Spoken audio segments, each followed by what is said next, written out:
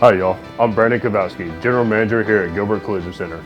Thanks for checking out another one of our body shop videos. After an accident, you'll probably be stressed out or even angry. Then you have to pull yourself together as you're given a bunch of information and paperwork from law enforcement, or even worse, you have to figure it out all on your own. You might ask yourself, what information do I need to make sure I get in order to file an insurance claim after an accident? Insurance providers may have different requirements when filing a claim, but at a minimum, you're probably going to need a copy of the police report, your insurance policy number.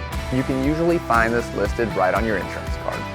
The date and time of the accident, the location or address at which the accident occurred, a description of how the accident occurred, the name, address, license plate, and insurance information of the other party involved, if any. This information can usually be found on the police report if one was filed.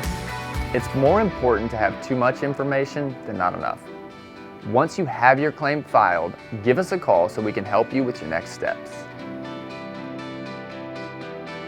Gilbert Collision Center. We speak y'all.